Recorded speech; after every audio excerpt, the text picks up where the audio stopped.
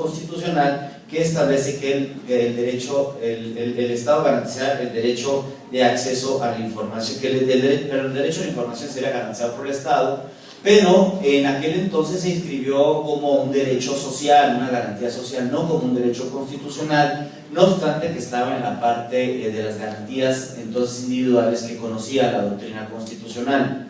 Y estaba inscrito porque fue una forma de darle salida a que los partidos políticos en 1977 tuvieran acceso a los espacios públicos para difundir sus plataformas electorales.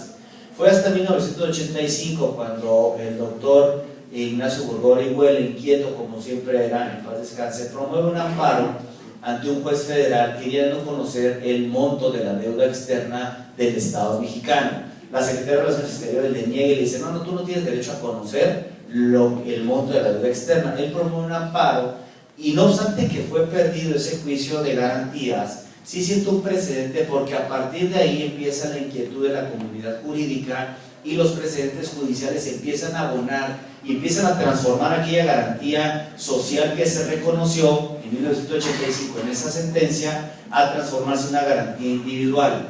Sin embargo, no es hasta el lamentable caso de Aguas Blancas cuando la Suprema Corte de Justicia de la Nación establece que efectivamente el sexto constitucional establece un derecho a la sociedad de conocer qué es lo que hacen las oficinas gubernamentales, qué hacen los sujetos obligados. No lo llamó como sujetos obligados, hoy sí los conocemos como sujetos obligados, pero dijo qué es lo que hacen el Estado mexicano, y que el Estado mexicano tiene el deber de informar y los ciudadanos tenemos el derecho de ser informados. Bueno, a partir de ahí se reconoce ya este derecho como un derecho, como una garantía individual, y no existían normas que lo regularan. Entonces es cuando en el año 2002, en el cambio de transformación o estafeta política, a propósito del nuevo gobierno de Vicente Fox Quesada, en el año 2002 se promulga la Ley Federal de Transparencia, Acceso a la Información Pública Gubernamental, más allá pero como un reclamo ciudadano y como una bandera política de parte del entonces candidato Vicente Fox Quesada, que cuando llega a la presidencia de la República, pues ya tiene que hacer patente su compromiso de campaña. Bueno, la Ley Federal de Transparencia y Acceso a la Información Pública Gubernamental es una conquista social, no fue un premio político, es decir, de la clase política hacia el ciudadano, sino fue una conquista de la sociedad. Bueno, ¿qué es lo que establecía aquel proyecto de Ley Federal de Transparencia y Acceso a la Información Pública? Incluía a todos hoy, a los tres poderes como sujetos obligados, a los órganos entonces autónomos que estaban despegando, que teníamos en aquel entonces al Instituto Federal Electoral, a la Comisión Nacional de los Derechos Humanos y algunos otros órganos autónomos, pero que esa corriente de autonomía emprendida un sexenio antes estaba agarrando fuerzas, si me permite la expresión. Sin embargo, en los debates finalmente se ganó porque logramos tener una Ley Federal de Transparencia y Acceso a la Información Pública, pero acotaron a que los otros poderes, el legislativo y el judicial, y los autónomos, los otros sujetos obligados conocidos comúnmente como osos, se regularan por su propia normatividad. Sin embargo, siempre hay que ver el vaso desde mi punto de vista medio lleno. Se ganó y se reconoció el ejercicio de un derecho de acceso a la información pública, al menos en el ámbito de la administración pública federal. ¿Eso qué trajo como consecuencia? Trajo como consecuencia una sana competencia, le llamo yo, si se me permite la expresión, porque todos los estados empezamos a legislar y a tener leyes de transparencia en el ámbito local. De manera, les digo yo, fue una competencia sana, porque los estados volteaban hacia su vecino y decían: oye, es que aquel estado ya tiene ley de transparencia y yo no tengo. Entonces la sociedad empezó a inscribir en la agenda política de la entidad federativa este tema de transparencia y regular el derecho de acceso a la información pública, el derecho de acceso a la información pública. Esto también trajo por consecuencia que en el año 2007 el Grupo Oaxaca, integrado por académicos, periodistas, investigadores, autoridades en el tema, lograran promover una reforma al artículo 6 constitucional, y es ahí como ya se reconoce el derecho de acceso a la información pública como un derecho fundamental. Un derecho fundamental, se establecen principios y bases constitucionales para regular este derecho de acceso a la información pública, para regular este derecho de acceso a la información pública, y entre otras de las cuestiones que establece un principio, es el principio que hoy impera y que sí les voy a pedir por favor que lo tengamos muy presente a partir de este momento, si no es que ya lo tenemos presente: el principio de máxima publicidad.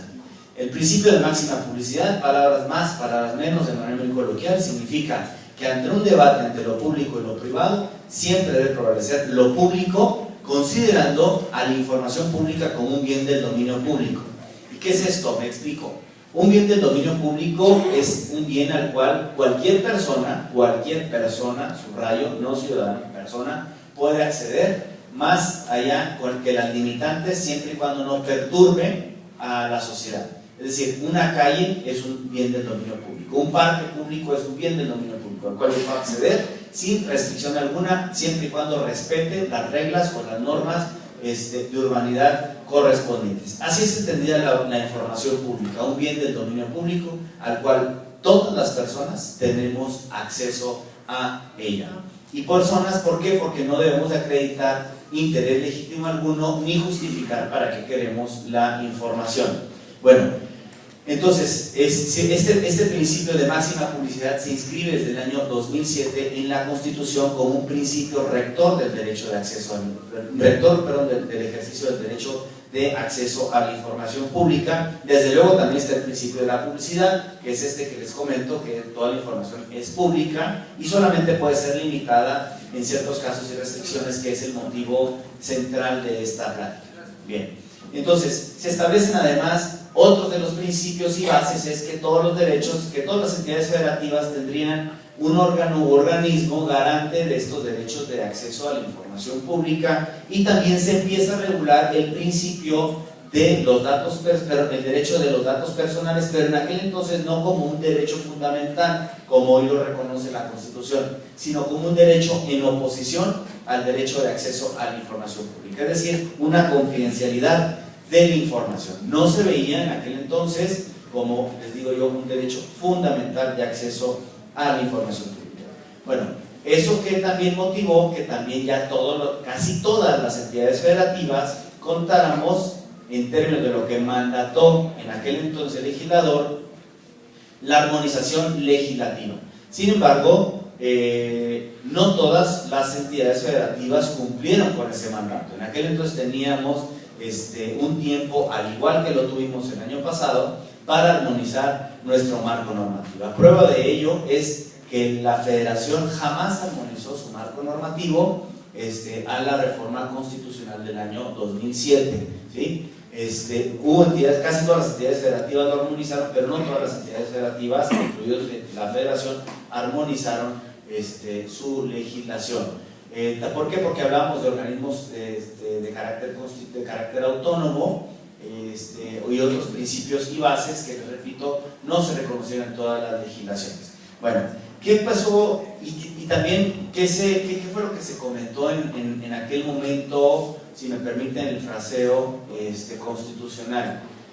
Bueno, se estableció, aparte de esta armonización legislativa, que no era necesario que existiera una ley general de transparencia como hoy la conocemos. ¿Por qué? Porque el legislador, el constituyente permanente, dijo: a ver, todos los estados tienen legislaturas y son soberanos, y por lo tanto en ese ámbito de soberanía y en el ámbito del pacto federal pueden legislar sobre el derecho de acceso a la información pública en sus respectivas entidades federativas, atendiendo a las características de cada entidad federativa. Por lo tanto, no es necesario establecer o promulgar una ley general. Desde aquel entonces ya se hablaba de una ley general. Sin embargo, ustedes los podrán ver en los debates, no fue necesario, o consideraron los legisladores que no fuera necesario, porque en respeto al pacto federal, cada entidad federativa podía legislar. Bueno, ¿qué fue lo que trajo por consecuencia esto? Que efectivamente cada legislatura o cada entidad federativa legislara y entendiera el derecho de acceso a la información pública con el debido respeto, como cada quien lo quiso entender, dependiendo de las características de los propios legisladores correspondientes.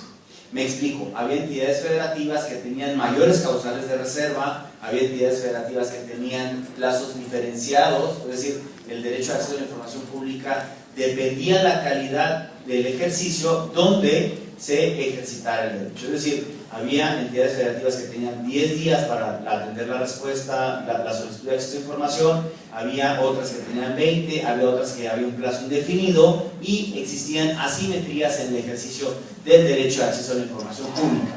Y aun y cuando la reserva de la información desde aquel entonces se consideraba como una causa excepcional del acceso a la información, bueno, también hubo, en honor a la verdad, quienes legislaron o regularon más allá las causales de reserva. Bueno, prueba de ello es que había entidades federativas que hasta la cuenta pública la reservaban, o sea, haciendo la cuenta pública una cuenta pública por denominación, no la podíamos conocer porque estaba reservada hasta que el Congreso del Estado no la aprobaba, ¿sí?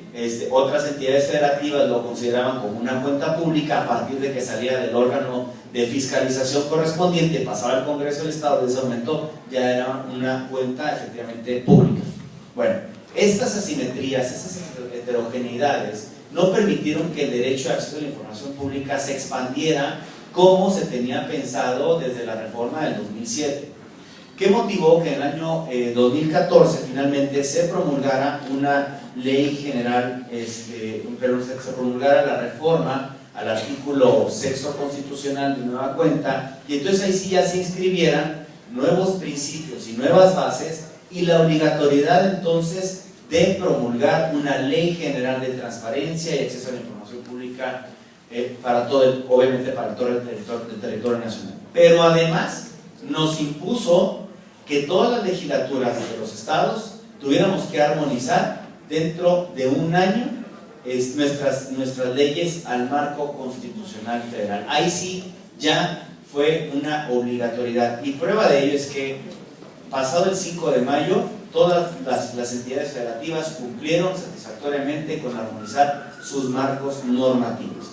Bueno, aterrizando estas ideas, el artículo 6 constitucional actualmente establece, después de este panorama o mapa histórico, establece que para el ejercicio del derecho de acceso a la información, los sujetos obligados en el ámbito de sus respectivas competencias se regirán por los siguientes principios y bases. El principio de publicidad en lo que interesa a esta plática.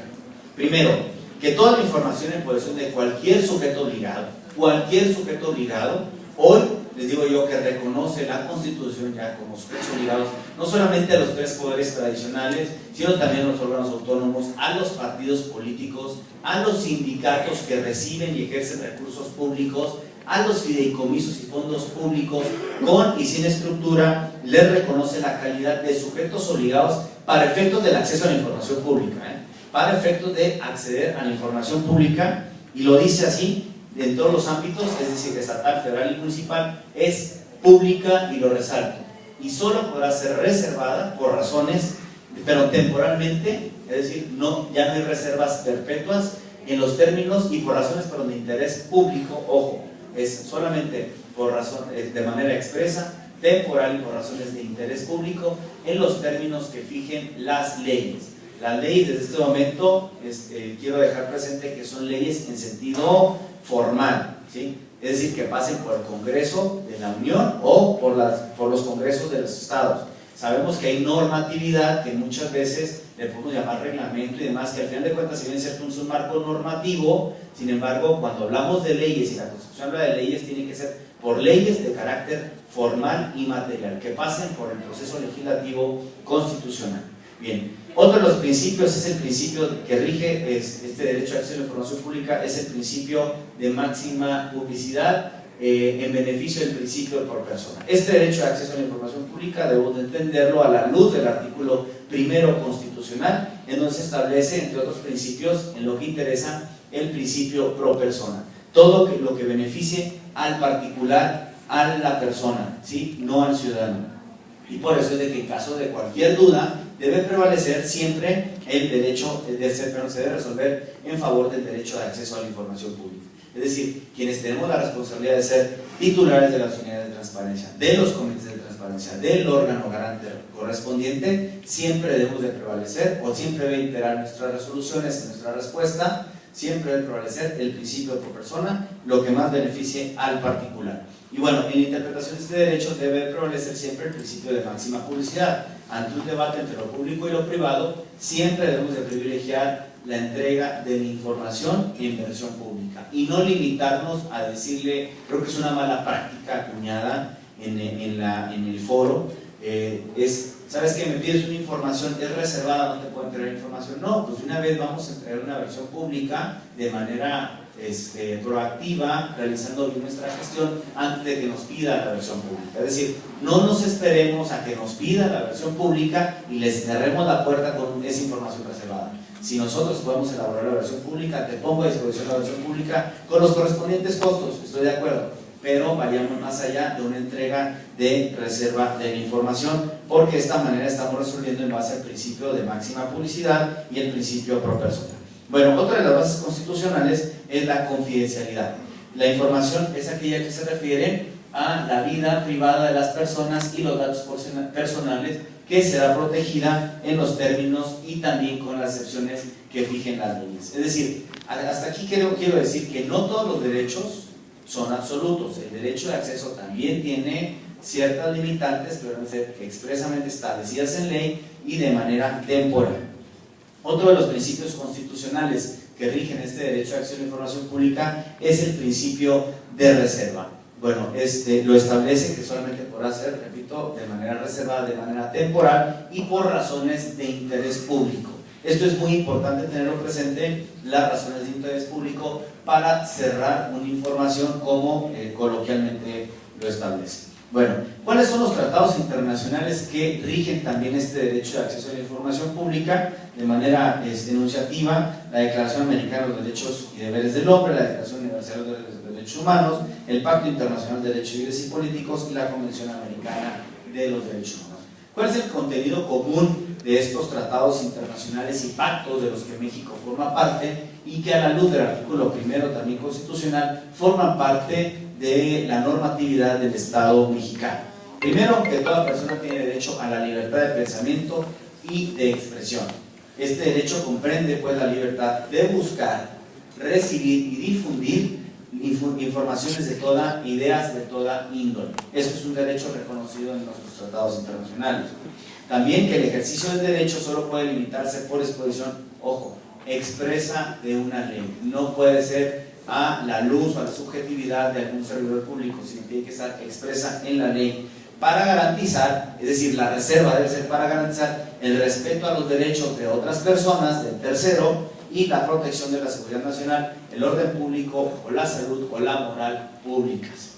Bien, hasta aquí pasamos ahora al tema de la clasificación de la información. Ya lo decíamos, existen limitantes que se prevén en la propia Constitución y que deben estar de acuerdo de manera armónica con los tratados internacionales en los que México forma parte. En caso contrario, prevalecerá lo que más beneficie a la persona, es decir, el principio pro persona. Y esto se refiere a la vida privada y los datos personales, así como la entregada por los particulares. Nosotros tenemos la potestad como particular en un marco de correlación con el Estado de poder entregar al Estado cierta información, pero yo la puedo entregar con el carácter de confidencial porque es una información que a mí me corresponde. Esa información tampoco se debe liberar porque hay una causa de reserva expresa por confidencialidad de la información.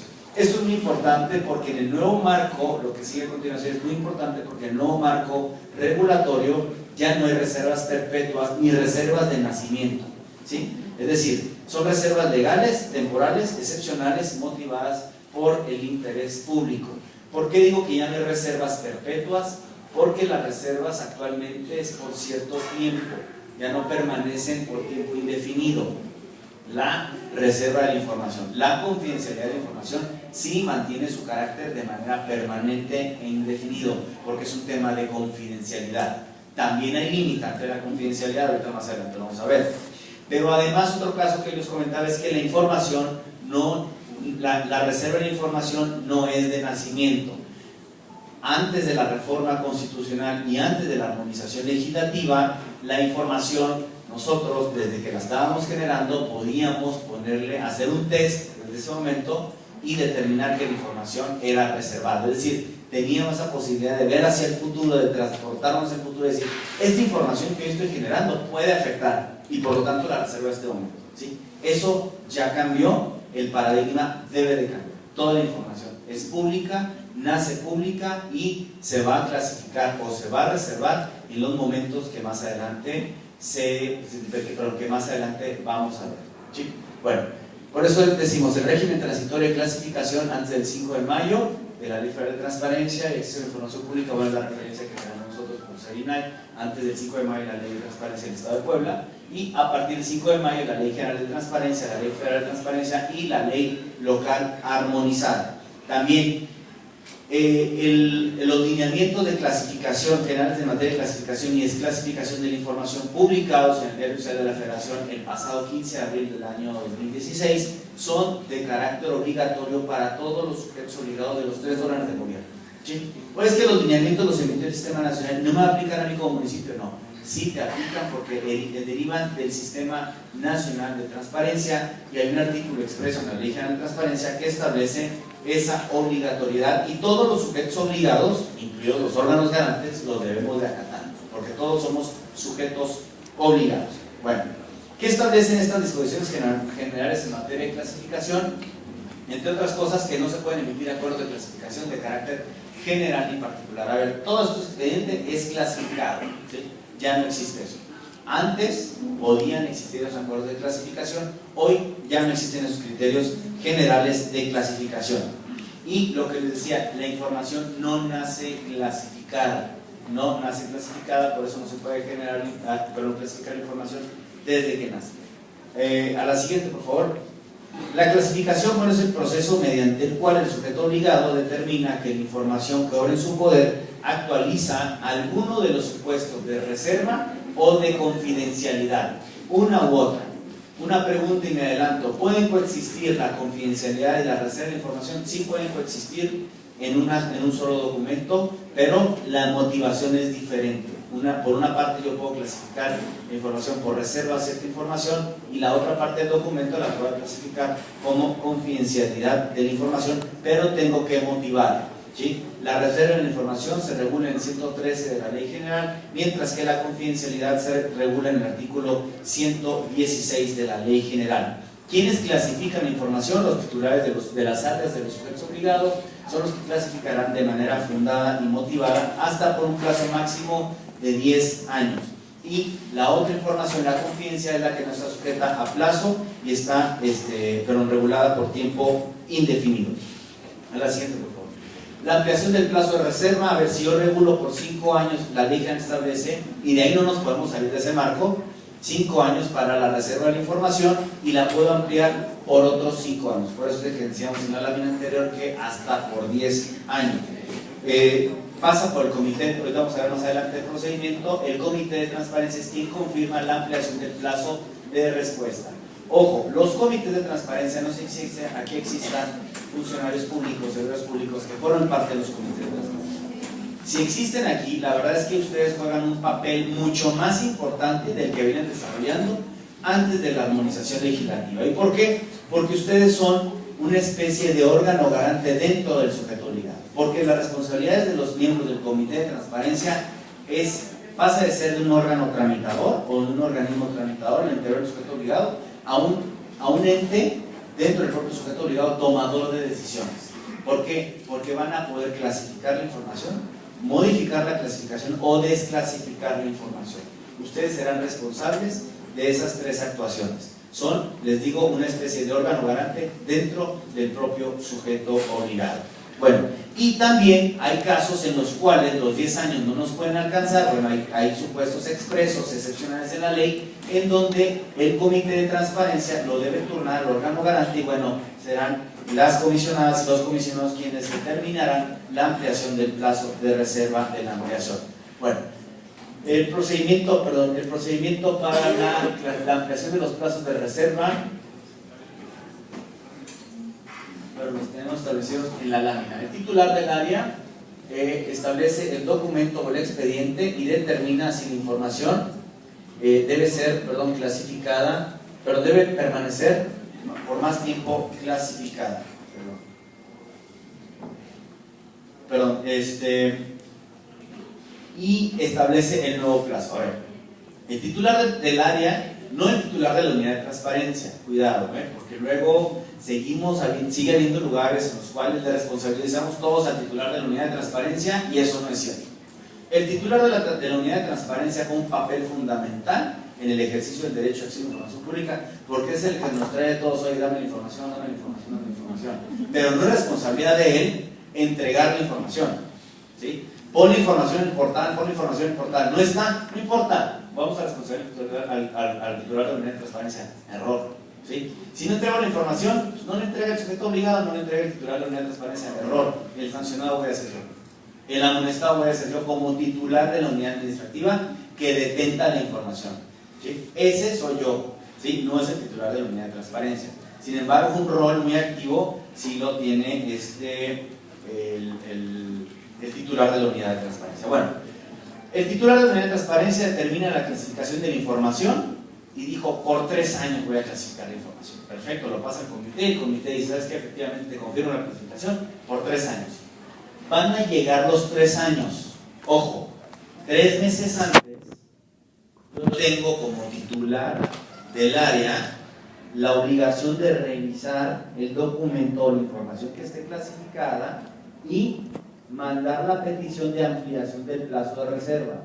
Pero no porque a mí se me ocurrió, digo, no, vas a ir a clasificar la información, no, de manera fundada y motivada, porque los motivos que originaron la clasificación de la información hace 3 años subsisten hoy y deben de subsistir 1 mes, 2 meses, 3 años o hasta 5 años.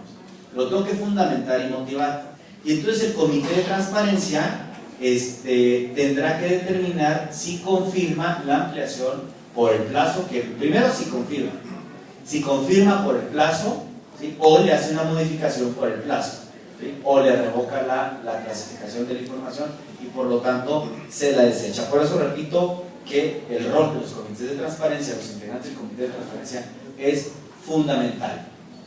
Bueno, ahí estamos más adelante, está un poco más detallada en la siguiente lámina, el comité de transparencia 3 meses antes del vencimiento. Bueno, pero ese es otro supuesto. A ver, ya estamos en el supuesto de que el comité de información ya amplió hasta por 10 años más. Yo les decía que hay casos excepcionales para ampliar por más años, ¿sí? el plazo de información, perdón, la reserva de información. ¿Qué es lo que hace? El comité ahora de transparencia del sujeto obligado, como un pequeño órgano garante dentro del sujeto obligado, 3 meses antes de que se vence el plazo, ahora él tiene el rol de enviar, o el papel fundamental de enviar la petición de ampliación al órgano garante. Ya no queda en nosotros, una vez transcurridos los 10 años, hasta 10 años, es decir, la segunda reserva o hasta 10 años, lo que suceda primero. Ya van 2 periodos de reserva o 10 años, lo que suceda primero. Entonces envío la petición del comité de transparencia al órgano garante correspondiente. No lo va a mandar al INAI, no lo va a mandar a otro órgano, lo va a mandar al órgano garante correspondiente, en este caso a la CAI, ¿sí? 3 meses antes del vencimiento. Ojo, si no lo mandamos con 3 meses antes del vencimiento, la información se abre, ¿sí? Por eso tenemos que tener un rol y los plazos determinados en nuestros respectivos calendarios. Bueno, el órgano garante puede requerir al comité de información información adicional vía la Plataforma Nacional de Transparencia, ¿sí? Está estableciendo los lineamientos. El comité tiene 5 días para contestar y el plazo se suspende hasta por 60 días, ¿sí? El órgano garante aprueba o niega la ampliación del plazo de respuesta. En caso de que el órgano garante sea omiso, se opera la positiva ficta bajo el principio de buena fe, es decir, bajo el principio de buena fe que nos rija a todos los servidores públicos en derecho administrativo. Si yo estoy solicitando la ampliación excepcional del plazo de respuesta, es por algunas razones y causas que motivan esa causa. Si el órgano garante es omiso, no por eso vamos a abrir la información, sino que opera el principio de buena fe. Por lo tanto, ahí la responsabilidad es de parte de nosotros como organismos garantes de responder en el plazo que establece la general y la estatal correspondiente. Bueno, ahora, ¿qué es lo que debe prevalecer en materia de clasificación de la información? ¿por qué? Porque hay varias leyes que pueden regular una misma situación. Está la ley general, está la ley estatal correspondiente y a lo mejor una ley financiera, un código financiero, código fiscal, etcétera, leyes que pueden ser especializadas y que también establecen plazos de reserva o causales de reserva de información. ¿Qué es lo que opera aquí? El principio de especialización. Y por lo tanto, la que impera es la ley de transparencia correspondiente. Ahí lo establecemos en la siguiente lámina, por favor. La ley general prevalece sobre cualquier otra materia, sobre cualquier otra en materia de clasificación de la información. Los supuestos de reserva o confidencialidad que estén previstos en las leyes deberán ser acordes con las bases, principios y disposiciones establecidos en la general y no podrán contravenirla. ¿Qué quiere decir con esto? ¿Puede haber otras leyes que prevean supuestos? Sí puede haberlo, pero tienen que estar acordes a la general. En caso de duda, debe prevalecer la general y luego la ley estatal correspondiente. Sí puede haber, por principio de especialización, otras leyes que establezcan reservas, pero esas reservas deben ser acordes. En caso de que se contrapongan, se tendrán por opuestas y prevalece las leyes en materia de acceso a la información pública. Así es que cuando vayamos a la clasificación de la información, evítenos por favor la pena de que nuestro comité nos vaya a revocar la respuesta o el órgano garante nos vaya a revocar la respuesta. Es que mi ley establece, la específica me establece otra causal de reserva diferente, te la van a echar para atrás, entonces mejor de una vez clasifica conforme a la ley específica. Bueno, volviendo al tema, ¿quiénes clasifican quiénes son los sujetos responsables de clasificación de clasificar la información? Los titulares de las áreas de los sujetos obligados son los responsables de clasificar la información. Es una obligación, es una atribución, perdón, que admite delegación o suplencia. ¿Por qué? Porque puede ser en ese momento que el titular del área no se encuentre y por eso vamos a abrir información. No, tampoco. También tenemos un deber como servidores públicos, siempre y cuando se actualicen, ojo, siempre y cuando haya causas expresas, motivadas y determinadas, fundadas en ley, que puedan no abrir la información, pero por cuestiones de tiempo puede delegarse esa clasificación. La delegación no puede ser amplia, lisa y llana, le delego a Adrián Alcalá para que clasifique toda la información, no tiene que ser una especie de un mandato expreso limitado para esa situación. Bien, recordemos que sujetos obligados, ojo, somos sujetos obligados no solamente los que generamos la información, sino también quienes poseemos información o administramos la información. Entonces, si a mí me piden información como poseedor de la información o como administrador de la información, y mi área es la responsable de detentarla, también tengo la obligación o la potestad de clasificar la información pública. Ahora, pasamos a una cuestión que cambia el paradigma, les decía yo casi al inicio de mi plática, que cambia el paradigma del cuándo se realiza la clasificación de información. Hoy la ley general establece 3 momentos expresos, específicos, tasados o taxativos para clasificar la información. La información, les digo yo, no nace pública y ya aquella bola de cristal que teníamos para transportarnos hacia el futuro y decir qué es lo que iba a pasar, ya no existe, se destruyó. Y entonces hoy la clasificación es al momento de que se recibe una solicitud, porque es el momento en que sabemos verdaderamente si se actualiza una causal de reserva de la información. Cuando se recibe la solicitud tenemos la obligación de revisar si la información debe prevalecer como pública, como no es pública, o en todo caso si se actualiza un caso de reserva. Se determine mediante resolución de autoridad competente. A ver, yo tengo una duda y clasifico la información. El comité de transparencia confirma la clasificación de la información.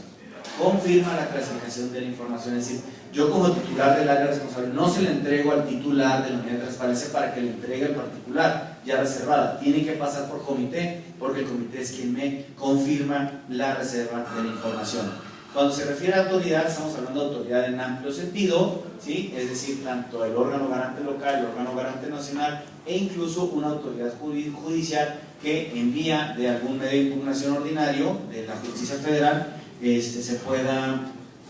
se pueda clasificar. Bueno, también cuando se generen versiones públicas para el cumplimiento de las obligaciones de transparencia previstas en la Ley General de Transparencia. Me voy a desviar un poco del tema y me voy a referir a las obligaciones de transparencia. Hoy por hoy, otro de los paradigmas, cambios de escenarios de la ley de transparencia, de la Ley General de Leyes Estatales, es que establece un apartado o número mayúsculo de obligaciones de transparencia. Tan solo la general contempla, sabemos, 48 comunes, que esas son para todos los sujetos obligados de los 3 órganos de gobierno, y específicas, pero adicional, nuestras leyes estatales contemplan también un catálogo de obligaciones que pueden ser adicionales a las que contempla la general. Bueno, hay información que puede ser, que se debe entregar en versiones públicas. ¿Por qué? Por razones de interés público o por actualizar causales de reserva. Cuando vayamos a publicar esa clase de información, tenemos que elaborar las versiones públicas en términos de los propios lineamientos que emitió el Sistema Nacional, y entonces en ese momento es cuando se va a clasificar la información. Ese es el tercer supuesto, ¿sí? Entonces, los 3 supuestos en los que nace la información, pero lo que se clasifica es ante una solicitud o por resolución de alguna autoridad en amplio sentido, y también cuando se generan las versiones públicas para cumplir con nuestras obligaciones de transparencia en el portal correspondiente. Bien, ahora, una pregunta, y me adelanto una pregunta. ¿Qué pasa con la información que fue clasificada antes de la entrada en vigor de la Ley General de Transparencia? ¿Qué pasa con la información que fue clasificada, confirmada antes de la entrada en vigor de la Ley Estatal de Transparencia? Bueno, ¿permanece clasificada o se autodesclasificó?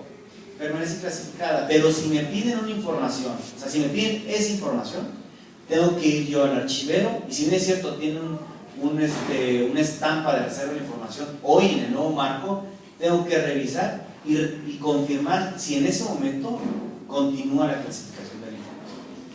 Es decir, yo clasifico la información, vamos a poner, el 1 de mayo del 2016. Me piden esa información otra vez. Oye, es que yo la clasifiqué y la clasifiqué por 5 años. A ver, en el tema del nuevo marco normativo es voy, veo, y si eso que pasó hace casi 2 meses, subsisten las causas, entonces voy a clasificar la información, pero no al amparo de la ley abrogada, sino al amparo de la ley vigente.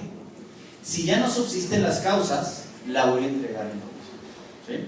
Eso es muy importante porque luego hay muchas dudas en el ámbito, ¿sí? O en el foro, si la información va a permanecer clasificada. No va a permanecer clasificada, ¿sí? De entrada sí está clasificada, pero tenemos que revisar si las causas que dieron origen a unas ideas de un día antes deben de subsistir o puede entregarse la información. ¿Por qué? Porque a lo mejor en ese momento, el 1 de mayo, era una información que no puede revelarse, pero hoy, 24 de junio, puede entregarse la información, ¿sí? ¿Por qué? Porque vamos a regirnos siempre por, bueno, en su mayoría, por el primer supuesto de la Ley General, que es el momento de clasificar, es cuando se reciba una solicitud de acceso a la información. Todo esto, si me permiten, va hilvanado con el tema de que la información es un bien del dominio público y como tal todos tenemos acceso a esta información. Bueno, a la siguiente, por favor. A ver, ¿subsiste el índice de expedientes clasificados como reservados? Sí, subsiste este índice de expedientes clasificados, perdón, este índice de expedientes clasificados o reservados. Este índice, bueno, ¿qué me permite a mí como particular? Bueno, pues conocer cuáles son los expedientes que están clasificados. Pero no por eso quiere decir que ya no voy a pedir la información. Anteriormente, en el marco de la ley federal abrogada, que es de donde sí puedo hablar, normalmente se veía el expediente, está reservado, yo no pido información porque me la van a confirmar. Hoy ese paradigma lo repito cambio. Veo el índice de expedientes reservados, quiero pedir información, y entonces el sujeto obligado tiene que revisar, lo repito, si subsisten las causas que dieron origen a la clasificación de la información. Cada sujeto obligado elaborará el índice de expedientes clasificados como reservados por el área responsable de la información y por el tema. Este índice debe elaborarse semestralmente en el mes de julio y en el mes de enero de cada año, en términos de los lineamientos que aprobó el Sistema Nacional de Transparencia. Este índice debe estar publicado en nuestros respectivos portales de internet y también en la Plataforma Nacional de Transparencia.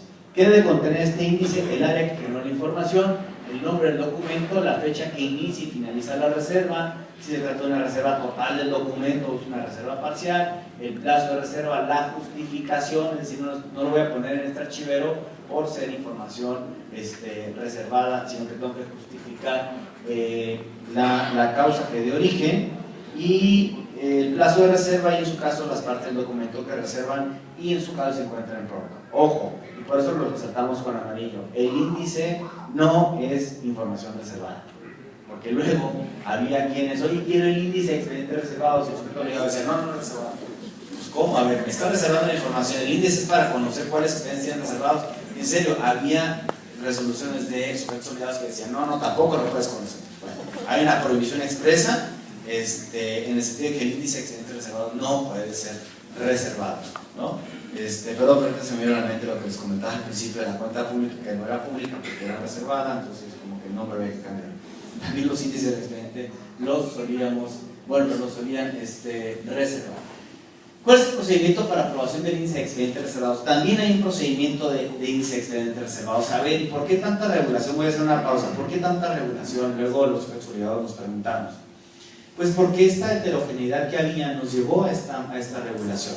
Porque cada quien entendíamos el ejercicio del derecho como queríamos entenderlo. Entonces, había quienes sí tenían procedimientos, había quienes no tenían procedimientos, había quienes dejábamos al ámbito subjetivo del servidor público, del titular, del sujeto obligado, cómo se hacían este tipo de situaciones, entre ellos el procedimiento para clasificar la información. Entonces, hoy se regula ya el procedimiento para la aprobación de índices de expedientes clasificados, todo ello en beneficio del particular. Recordemos que todo esto, el núcleo o la parte esencial es el particular, es el ciudadano quien está en juego y a quienes nos debemos, porque justo es un derecho fundamental de acceso a la información pública. Bueno, los primeros 10 días hábiles, ojo, no naturales, sino hábiles del mes de julio o del mes de enero, según corresponda del año calendario, los titulares de las áreas enviarán al Comité de Transparencia su índice de expedientes reservados. No es el titular de la unidad de transparencia, es el titular de la unidad administrativa correspondiente quien tiene que enviar esa propuesta de índice de expedientes reservados. El comité de transparencia tiene 10 días hábiles a partir de la recepción para resolver si confirma el índice de expedientes reservados. En caso de que no se manifieste el comité, opera de nueva cuenta la afirmativa ficta, un poco por lo que comentaba hace rato del principio de buena fe, ¿sí? Si el sujeto obligado me está enviando un índice de expedientes reservados y yo no tengo la certeza o no tengo la diligencia como comité de sesionar para pronunciarme, va a operar el principio, va a operar la positiva ficta. Posteriormente, el comité de transparencia le puede hacer modificaciones a esa propuesta de índice de expedientes reservados y el titular de la unidad administrativa tiene 5 días hábiles para hacer esas modificaciones. Y el área remite las modificaciones o envía el mismo índice, pero justificando las razones. Por eso, repito, ojo, el comité de transparencia juega un rol de órgano garante dentro del sujeto obligado. Yo le envío mi información de índice de expedientes reservados. En 10 días o antes de 10 días el comité me modifica y me dice, no, a ver, hazme estas modificaciones. Yo ahí tengo la posibilidad como titular del área correspondiente, detentor de la información, puedo decir, ¿sabes qué? No voy a atenderlas, pero justifico por qué considero que son inatendibles o improcedentes las posiciones que establece o las observaciones que me realiza el comité de información. Bueno, pues el comité de información ya deberá ponderar y ya finalmente esa decisión será acatable por el sujeto obligado. Si el comité de transparencia dice, ok, perfecto, te compro la idea y debe subsistir las causas que tú dijiste para la clasificación de los índices de expedientes reservados, pues queda. Si no, te modifico y se tiene que acatar y se cumple con el índice de expedientes reservados en la forma que diga el comité. Ahora, pasemos al tema de la desclasificación de la información. La desclasificación es por causas naturales, ¿no? Es decir, el primer supuesto es por causa natural, que expire el plazo por el cual se haya fijado, ¿no? Es decir, una muerte natural de la causal de reserva de información. Segundo, se extingan las causas que dieron origen a la clasificación de la información. Ojo, estas situaciones no van a ser, digamos, de carácter, si bien es cierto, la primera es automática, la segunda necesita de un análisis de parte de quien clasificó la información, porque para determinar que que desaparecieron las causas que dieron origen a la clasificación de la información. La tercera es que existe una resolución por parte de la autoridad competente que determine que existe una causa de interés público que prevalece sobre la reserva de la información. Es decir, que el órgano garante pueda determinar en este análisis de ponderación que, si bien es cierto, hay una causa primigenia de reserva de la información, cierto es que hay una causa de interés público que merece y que vence a la reserva para que se haga pública la información. En ese momento llegará la resolución del órgano garante y se desclasifica la información. Y también la cuarta, es cuando el Comité de Transparencia considere pertinente abrir la clasificación, pero no la va a considerar de manera automática, porque hoy cambiamos de comité, o a lo mejor cambiamos de integrante de comité, o se despertaron de otra forma los integrantes del comité y vamos a abrir toda la información. No, tiene que ser también obviamente fundada y motivada esta desclasificación de la información. ¿Quién desclasifica? El titular del área de transparencia, lo decíamos en el supuesto anterior, cuando haya transcurrido el plazo o el periodo de reserva, o cuando no ha habido transcurrido el plazo, es decir, yo soy 5 años, pero hoy me doy cuenta que al tercer año me doy cuenta que ya no hay causas. Bueno, yo como titular del área solicito la desclasificación de la información, el comité de transparencia y los organismos garantes de la información pública. Solamente puede ser mediante una resolución o medio de impugnación, es decir, el órgano garante local o nacional no puede ir de manera oficiosa a vernos los expedientes y decir, esta información es clasificada. Tiene que ser a la luz de la potestad originaria que tienen los órganos garantes, es decir, mediante un medio de impugnación que sea conocimiento del pleno del órgano garante, es cuando se va a pronunciar para poder desclasificar la información pública. Bueno, la información pública es un principio y la información clasificada ya veíamos que son las excepciones en sus dos vertientes: información clasificada como reservada o clasificada como confidencial. Ya lo decíamos también. La siguiente, por favor, las limitantes al ejercicio del derecho de acceso a la información pública en términos del artículo 6º constitucional y los tratados internacionales de los que México forma parte, es temporalidad, de manera temporal, no puede ser permanente o perpetua, y de manera prevista en la ley, reitero, en sentido amplio, no una circular, no un reglamento o lineamiento, debe ser una ley en sentido amplio, material y formal. Y también, bueno, existe el interés público, todas las causales de reserva que existan previstas en la ley respectiva. En el caso de la ley general es el artículo 113 de la ley general. No sé si hasta aquí hay algunas dudas, comentarios. Continuamos, hacemos un receso. No sé. No, ustedes no sé si ya los aburrí o no los aburrí. Que hacer un receso, porque bueno, pues ya viene la parte a lo mejor un poco más. ¿Sí? Bueno. Vamos a ver ahora la información reservada y la siguiente información reservada y la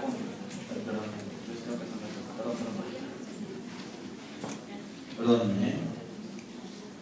es que me debo mencionado, perdón. Doy un minuto.